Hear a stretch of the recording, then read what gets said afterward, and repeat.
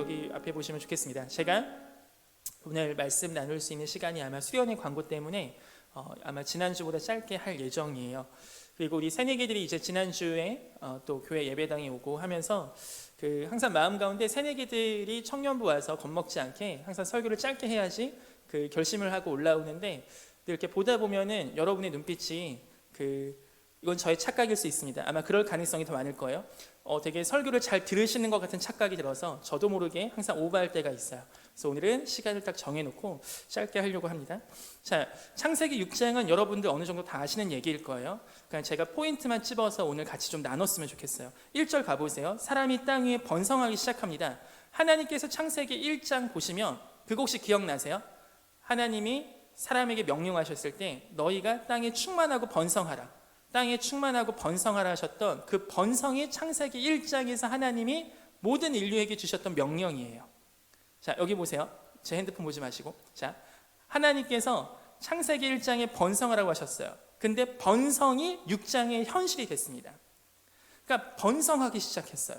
근데 하나님은 하나님의 마음과 하나님의 뜻과 하나님의 통치를 받는 그 번성함을 얘기하셨는데, 여기서 사람이 번성하기 시작했는데 이 뒤에 보면은 그거에 따른 결과가 하나님의 마음이 번성이 아니라 바로 죄의 번성이었어요. 하나님께서 우리 가운데 주시는 물질적이고 물리적인 복 또한 있습니다. 우리가 그렇게 번성해 갈 수 있고 우리의 이름이 드높아 갈 수 있고 우리의 상황들이 좋아질 수 있어요.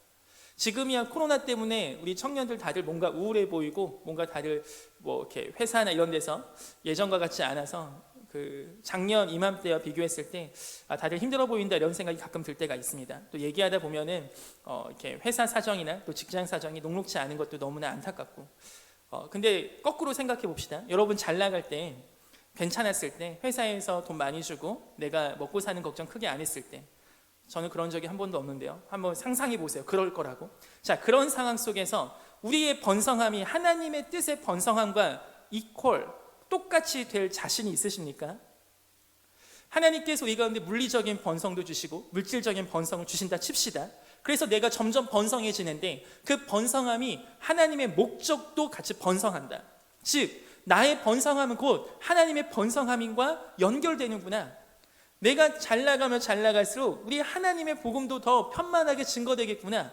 내가 더 많은 사람에게 영향력을 미치고 내가 더 많은 사람들을 만나고 내가 더 좋은 일들을 하면서 뉴스에 매스컴에 나고 하면서 과연 하나님의 뜻은 여러분의 물리적인 성공과 함께 갈 수 있겠습니까? 여러분, 이것은 창세기 6장이 우리에게 던져주는 교훈이에요. 하나님은 분명히 이들을 번성하게 하셨습니다. 우리가 태어난 거 여러분 하나님이 창조하신 거 믿으십니까? 그렇다면 창세기 5장은 족보 이야기거든요. 아담의 계보, 셋의 계보가 점점 확장이 돼요. 이거 하나님이 막으시면 막으실 수 있겠죠. 이거에 동의하세요? 여러분, 이게 우리의 세계관을 건드는 겁니다. 저는 그냥 태어났는데요. 그거는 진화론적 세계관이에요. 저 교회 다니는데요. 아니요. 교회 다니시지만 속사람은 진화론자입니다. 제가 고령신씨 귀례정파 26대 손입니다. 저희 시조는 신영이라는 분이세요. 그 신영이라는 분의 아들을 낳고 해서 제가 여기 있어요. 그 중에 하나의 연결고리만 삐끗났어도, 아니 제가 아마 설교 때 얘기했던 저희 어머니가 저를 임신하셨을 때 낙태하려고 했던 결단을 실행에만 옮기셨어도 저는 이 세상에 존재하지 않습니다. 여러분도 마찬가지예요. 우리가 이곳에 앉아있고 하나님께 예배할 수 있는 생명체인 것은 하나님의 100% 목적인 줄 믿습니다. 그냥 있는 게 아니에요. 하나님은 번성을 허락하셨습니다. 저희 아담, 하와 이때 빨리 죽여버렸으면 깨끗하잖아요. 다시 인류 공동체 시작했으면 되잖아요. 근데 하나님 그러지 않으세요. 이건 마치 뭐냐면 제 딸인 소혜가 죄를 지었는데 야 너는 내 딸 자격 없어, 죽여, 두 번째 태어나자, 이렇게 하신 게 아니라고요. 아담과 하와를 비록 에덴 동산에서 내쫓았지만 가죽옷을 입히셔서 보호하실 것을 약속하시고, 그 아들 때 가인과 아벨이 가인을 쳐 죽여서 가인은 형제를 살인한 죄 때문에 평생을 유리하며 살고 두려움에 살지만 그 가인까지 보호해 주시겠다는 표를 주신 분이 이 하나님이십니다. 야 너는 내 역사의 오점이야, 지워버릴 거야, 이런 분이 아니세요. 하나님 그 얘기 뭐예요? 우리가 여기 왜 있습니까? 우리가 이곳에 왜 태어났어요? 하나님의 목적입니다. 하나님의 계획이에요. 이걸 믿는 게 우리의 성경적 세계관의 창조론자들이에요. 하나님이 나를 이곳 가운데 지으시고 이곳 가운데 태어나게 하셨구나. 어쨌든 번성하기 시작했는데 사람에게서 딸들이 난다 그래요. 여기서 보세요. 1절 뭔가 이상하지 않아요? 딸들이 난다고? 자녀들이 많아져야 되는데 왜 딸들이라는 표현이 있지? 근데 그 다음 2절 시작하는 건 뭐죠? 하나님의 아들들이 등장합니다.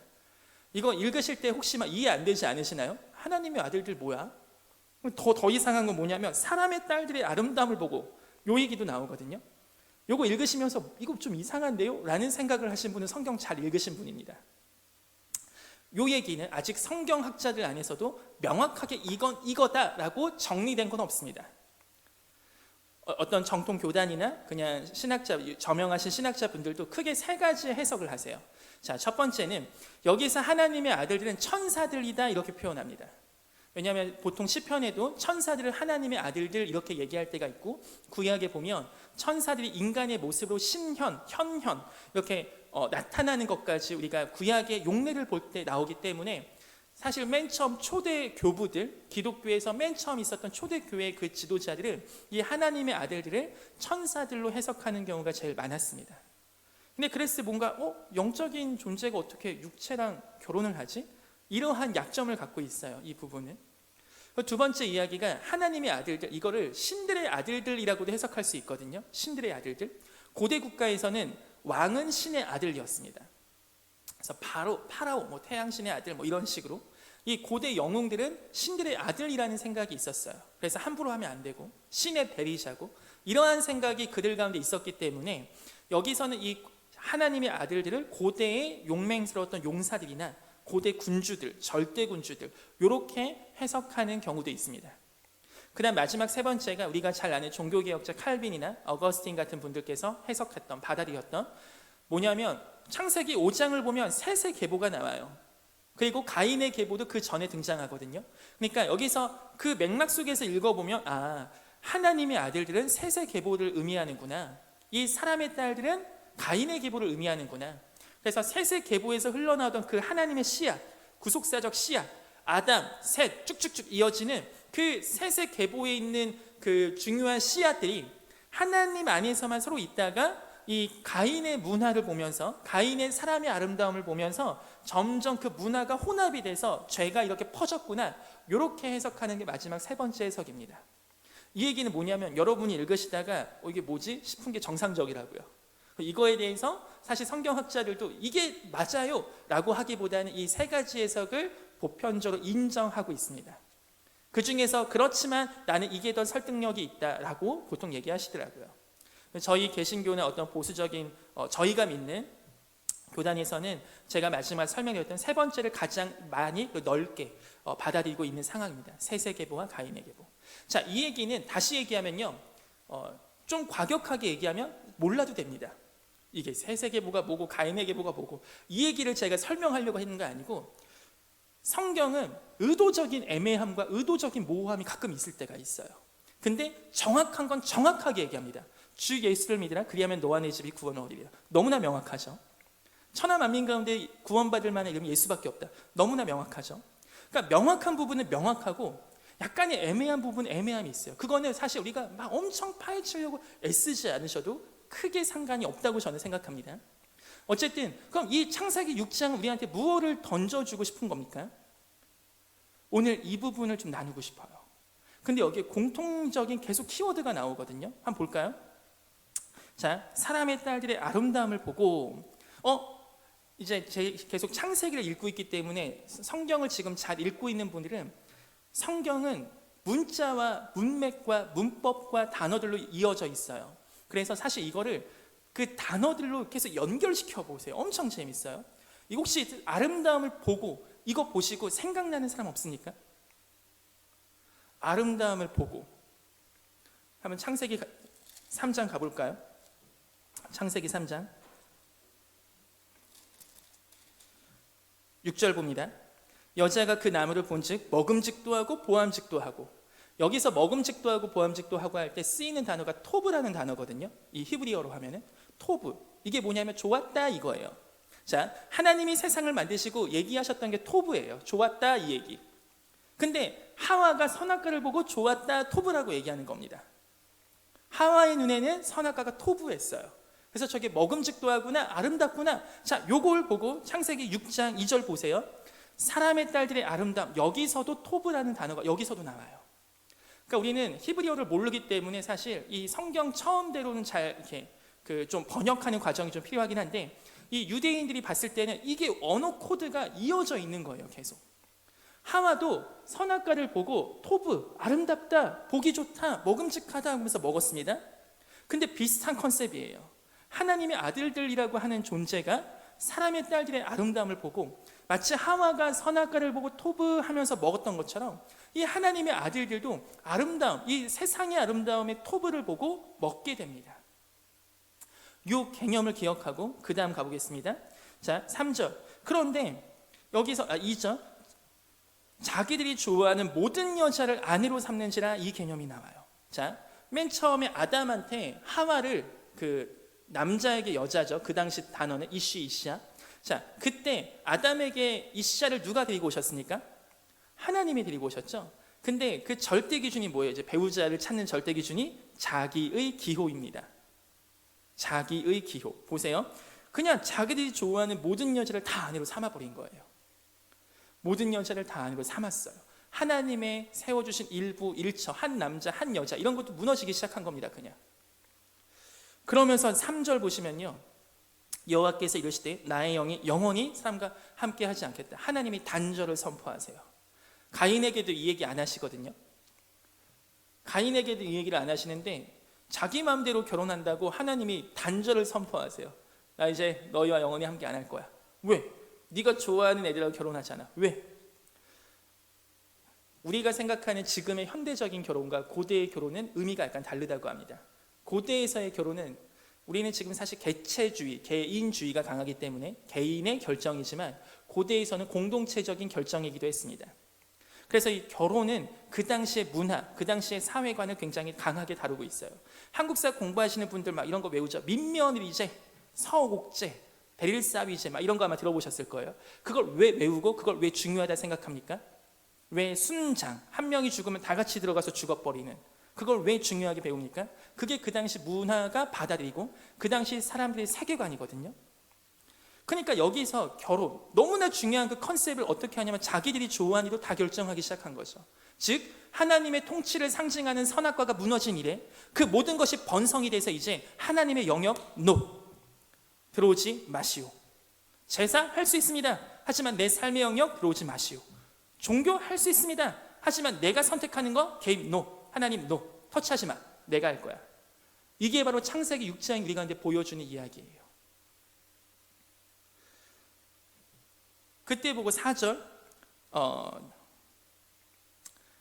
시간이 없어서 3절 후반부만 잠깐 보면요, 이는 그들이 육신이 됨이라. 육신이 되었다고요. 즉 하나님의 영적 요소가 완전히 없어진 겁니다. 이제 원래는 아담은 하나님의 영, 하나님의 형상, 하나님의 호흡으로 우린 지음받았어요. 근데 그것이 완전히 이제는 육신이 된 거예요. 그냥 정말 진화론에서 얘기하는 물질로만 이루어진 육신이 된 겁니다. 하나님이 보실 때도 하나님의 영역이 없으니까. 여러분은 지금 영으로 인도함 받으십니까? 아니면 정말 육신이십니까? 하나님의 정리는 뭐냐면 니네는 육신이 되었구나. 자, 그렇게 했는데 그들의 날은 120년이 되리라 하시니라. 자, 요게 그래서 노아의 홍수 이후에 120년이 인간의 수명이구나, 이렇게 받아들이는 해석도 있고, 또 한 가지는 이때 이후에 120년 후에 홍수가 오니까 하나님이 니네 이제 120년 동안의 기간을 줄 테니 이때 회개하여라, 이러한 메시지를 담고 있는 것도 두 가지 해석이에요. 그래서 요거는 길게 설명드리면 좀 기니까 요 정도만 하고 넘어가겠습니다. 4절 보세요. 당시의 땅에는 네피림이 있었는데 그 후에도 하나님의 아들들이 사람의 딸들이 들어가 자식을 낳았으니 그들은 용사라, 고대의 명성 있는 자. 자, 여기서 또 한 가지의 개념이 등장하거든요. 6장 1, 2절에 사람의 아름다움을 보고 이 얘기 나오죠. 이 아름다움의 토부 이야기인데 여기서는 고대의 명성이 있는 자들, 이 용사들, 이 네피림 이후에 아낙자손으로 정리가 되고요. 그 민수기에서 와 너무 커, 이스라엘 정탐 갔는데 와 아낙자손 너무 커, 거인이야, 우리 메뚜기 같아. 그렇죠? 이렇게 이렇게 얘기했을 때 그 아낙 자손이 이 네피림의 후예들이고, 더 흘러가면은 그 골리앗이 또 이 후예라고 성경에서는 이야기하고 있어요. 자, 어쨌든 그런 거인들, 고대 용사들, 용맹한 자들이 나오는데, 하나님은 이거에 대해서 계속하여 이것이 죄악으로 가고 있음을 경고하시는 하나의 표징으로 얘기하고 있다는 거죠. 아니, 왜 거인이 왜? 이것은 나중에 니므롯이라는 그 한 명이 나오는데요, 이 니므롯의 별명은 하나님 앞에서 용감한 자였다, 이 얘기예요, 한국어 번역에는. 근데 좀 더 원어 번역으로 가면은 하나님 앞에서 이걸 이 설교 때 뭐 이런 표현이 좀 그렇지만, 하나님 앞에서 버릇없는 자, 하나님 앞에서 그냥 이렇게 막 들이대는 자, 이러한 설명이거든요. 그러니까 하나님이 더 이상 경외의 대상이 아닌 거예요. 하나님 앞에 내가 그냥 떳떳하게 나갈 수 있는 거고, 어떤 은혜의 보좌 앞에 담대히 나가, 이런 컨셉이 아니라 하나님 뭐 난데 뭐, 이런 게 계속하여 사람의 강함이 점점 커지는 겁니다. 그 다음 5절, 이제는 여호와께서 사람의 죄악이 세상에 가득한가 그의 마음으로 생각하는 모든 계획이 항상 악할 뿐임을 보시고. 제가 주보에 적은 것 중에 하나, 여러분, 죄는 어디에 뿌리를 두고 있냐면 사실 이 마음과 생각에 뿌리를 두고 있습니다. 내가 행동하는 거 하나 없앤다고 해서 되는 게 아니에요. 나 술 마시다가 술 끊었어, 나 이제 하나님과 친해졌지, 그 순진하신 생각이에요. 죄는 행동에서 해결되는 영역이 아닙니다. 죄는 내 마음과 생각이에요. 선악과를 먹기 전 마음과 생각 가운데 그게 먹음직도 하고 보암직도 하고 먹고 싶은 겁니다. 그 생각부터가 이미 우리가 한 발자국 더 나간 거죠. 예수님은 오셔서 율법을 얘기하실 때 굉장히 강력하게 너의 마음에 미워하는 마음, 너의 마음에 싫어하는 마음, 너의 마음에 음란한 마음, 그 마음을 공격하세요. 마음을 찌르시고 어떠한 죄의 행동 결과, 이건 이미 그 끝물이에요. 그렇다면 우리가 해야 될 거는 죄의 행동, 물론 이것도 우리가 안 해야 되겠지만 그것의 더 뿌리에 있는 생각을 건드려야 돼요. 생각이 변하지 않으면, 여러분 마음이 변하지 않으면 우리 변하지 않습니다. 제가 아마 주보에 또 적었던 그 생각, 이 죄의 뿌리는 생각에 있고 마음에 있는데, 그 죄는 어떤 옷을 입고 있냐면 습관의 옷을 입고 있어요. 자, 아까 하나님께서 언제 영이 떠나십니까? 자기들 마음대로 결혼하는 모습. 혹시 누가복음, 마태복음에 예수님께서 이런 얘기 하는데 기억나시나요? 마지막 때는 노아의 때와 같다.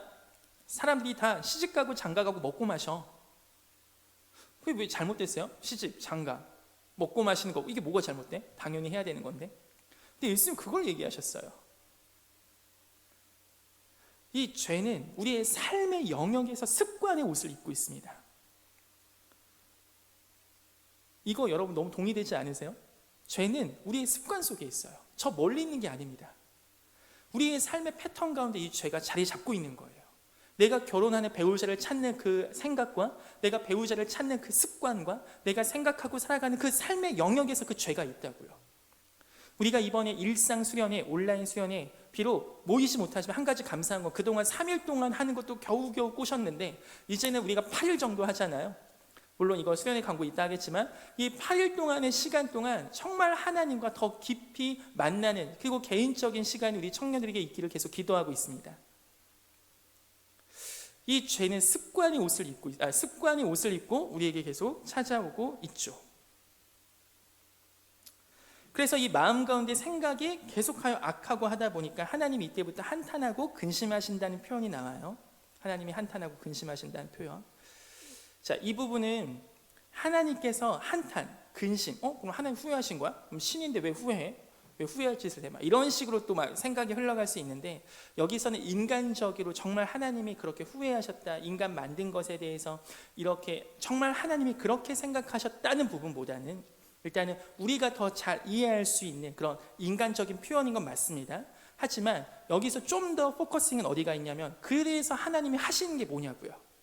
하나님이 하시는 건 뭐냐면, 내가 창조한 사람을 내가 지면에서 쓸어버리되 사람으로부터 가축과 기는 것과 공중의 새까지 그리하리니 이는 내가 그것들을 지었음을 한탄하매니라 하시니라.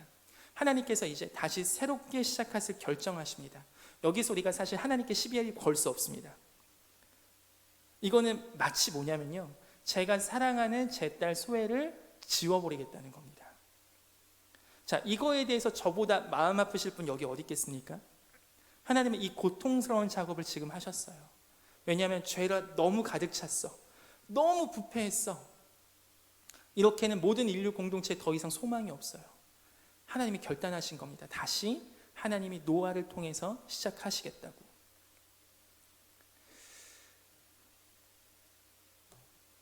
이러한 고대 용사들 네피림, 그리고 사람의 아름다움을 보고 죄로 계속 흘러가는 부분 있잖아요.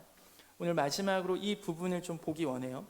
오늘은 하나님께서 이렇게 죄악에 대해서 심판하시고 우리에게 그렇게 경고하시는 그 장면인데, 그 장면 속에서 우리와 그리고 이 본문에 나오는 사람들을 한번 비교해 봤으면 좋겠습니다.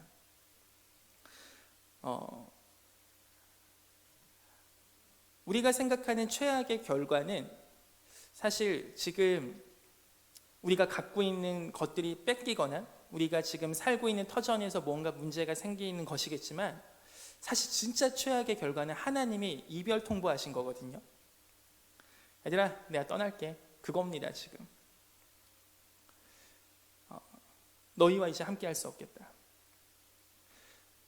이게 진짜 우리가 하나님의 심판대 앞에서 경험하게 되는 거예요.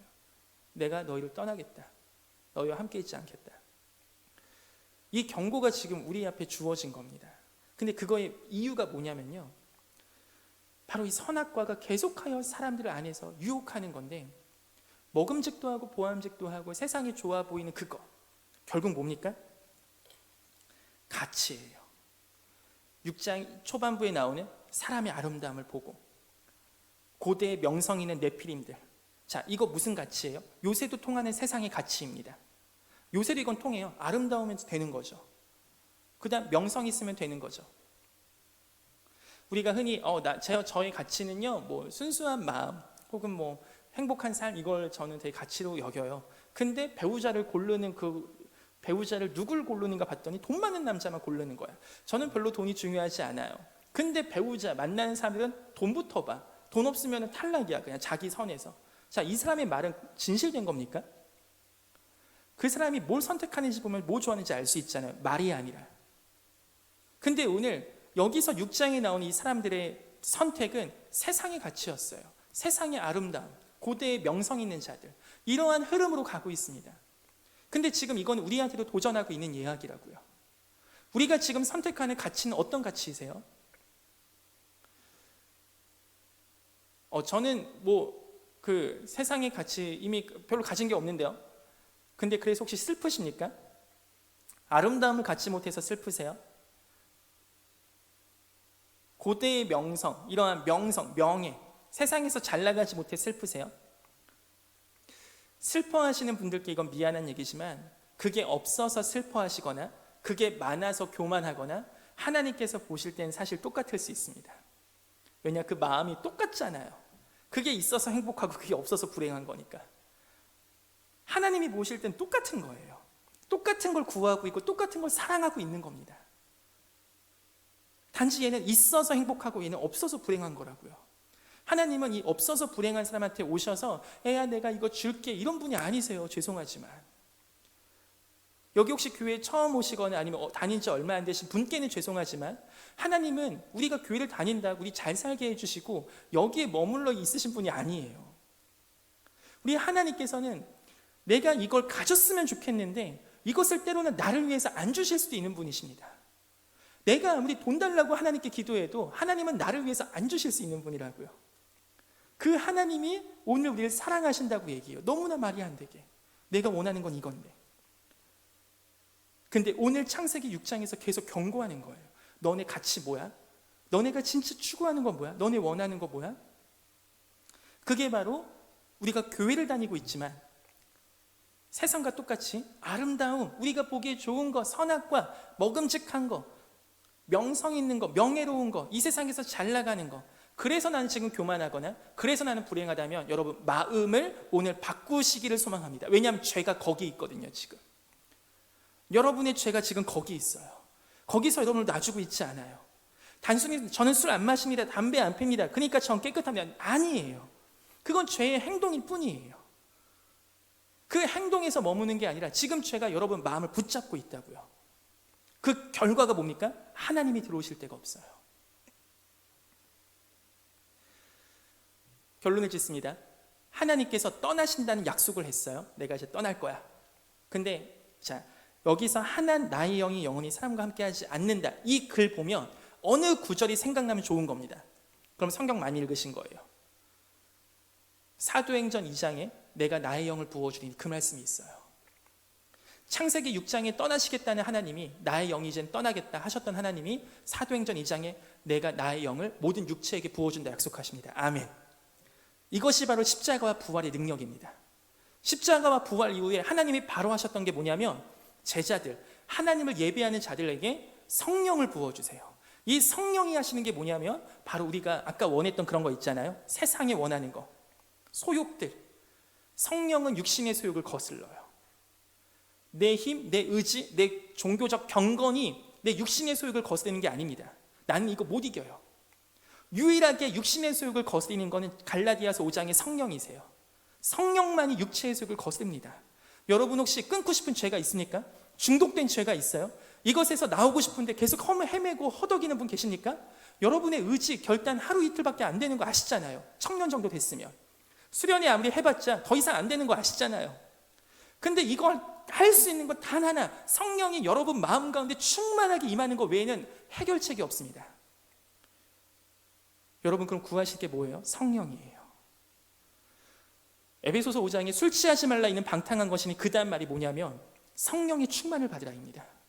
술 취하지 말라 방탕한, 이것을 대표하는 게 뭐 육신의 소욕이죠. 내 육체가 살고 싶은 대로 사는 거예요. 여러분 혹시 마음 가운데 그건 하고 싶은데 되지 않는 분들 계십니까? 여러분의 의지 결단 NO. 성령을 구하세요. 성령의 충만만이 그걸 이길 수 있습니다. 제가 목욕탕을 가는 걸 좋아하는데 요새 못 가지만 목욕탕 가면은 탕이 있으면 요새 탕은 어떻게 됩니까? 계속해서 물이 올라오죠. 뽀글뽀글 올라오죠. 그게 없으면 어떻게 돼요? 그 물은 더러워집니다. 아무리 깨끗한 걸 받아놔도. 그 얘기는 뭐냐면 우리 마음의 탕은요, 계속해서 성령이 물을 뿜어주셔야 돼요. 나를 믿는 자는 배에서 생수의 강이 흘러나온 것 같다고 했습니다.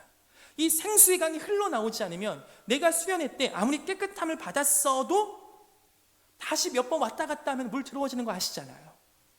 이게 필요하다고요. 이게 필요해요. 교회 열심히 다니신 분들, 오래 다니신 분들 혹시 여러분의 마음의 물이 내가 예전에 깨끗한 물로 다 받아놨는데 지금 뭔가 더러워 보이는 것 같습니까? 그러면은 해야 되는 건 깨끗한 물을 받는 게 아니라 여러분 마음 가운데 그 펌프질이 나와야 돼요. 성령 하나님이 생수의 강을 흘려 보내주셔야 돼요. 그게 느껴지지 않으세요? 기도하셔야 됩니다. 정말 구하세요. 성령을 구하세요. 그것만이 해결책입니다. 그것만이 해결책이에요. 다른 거 여러분 뭐 결단, 의지, 중고등부에 통할 수 있지만 여러분 안 통해. 이미 20살 이후면은 변하기 쉽지 않아요. 사실상 여러분은 보수 작업이야. 청년부 설교가 제일 까다롭거든요. 왜냐, 여러분은 똑똑하지, 아는 거 많지, 어느 정도 논리적이어야 돼.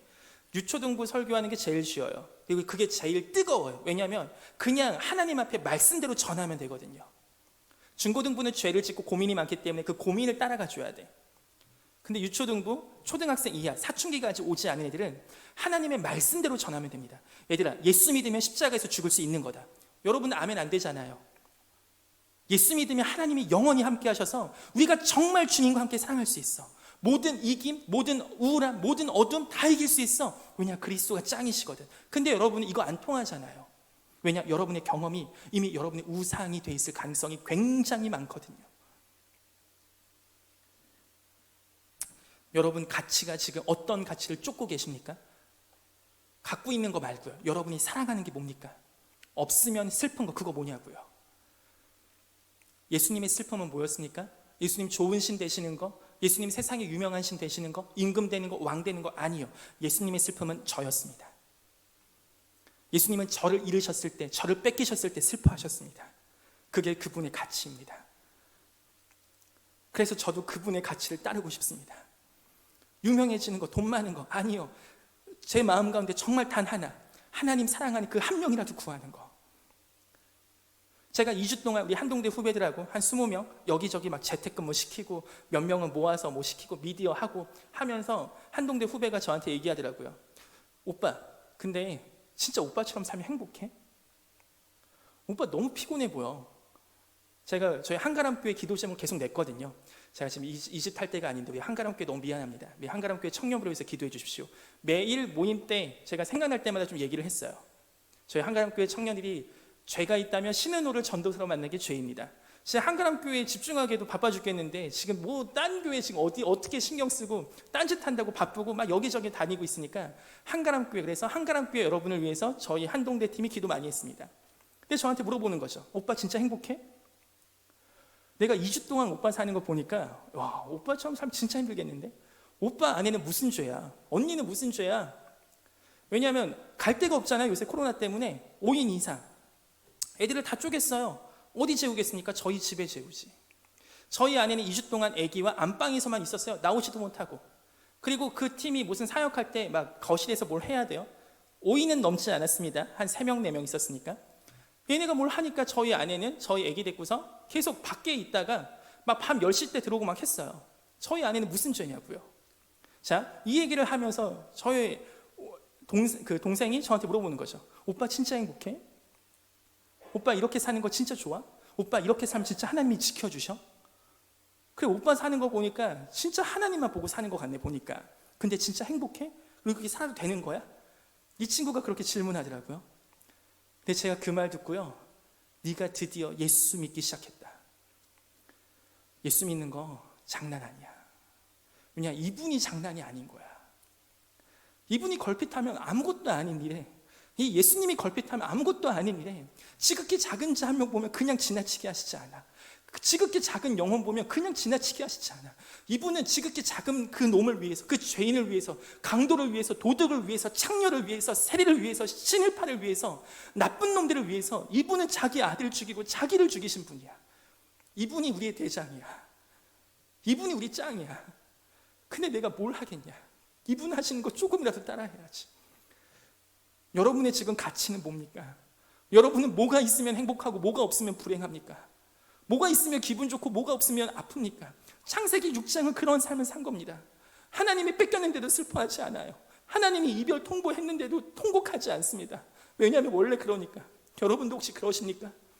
하나님이 지금 세상 우리한테 이별 통보하신 거, 예배를 하는데 하나님이 느껴지지 않아요? 갈급함이 있어요. 근데 그거에 대한 고통이 없으십니까? 이미 예배의 매너리즘과 섬김의 매너리즘 가운데 오랫동안 빠져 있었는데 그거에 대해 슬프지 않으십니까? 하나님이 떠나신 지 오래된 것 같은데 그거에 대해 아프지 않으세요? 그럼 우리 하나님과 너무 멀어진 거 아닙니까? 하나님과 너무 달라진 거 아닙니까? 여러분, 뭐 때문에 행복하세요? 뭘 찾고 계세요? 청년의 땐 전 이게 정리돼야 된다 생각합니다.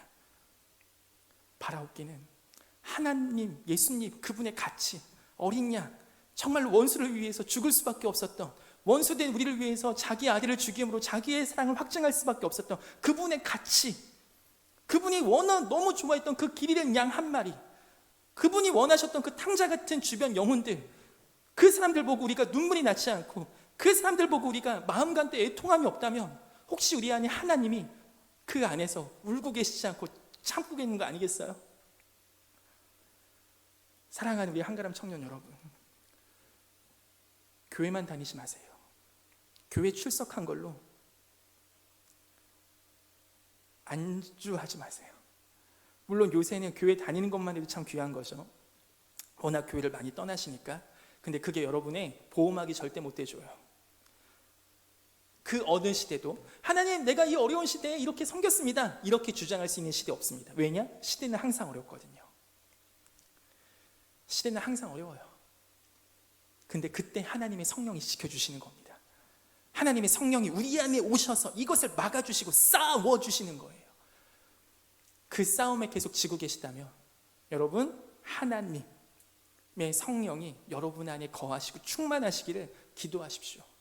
그분은 구하는 자에게 주신다 하셨습니다.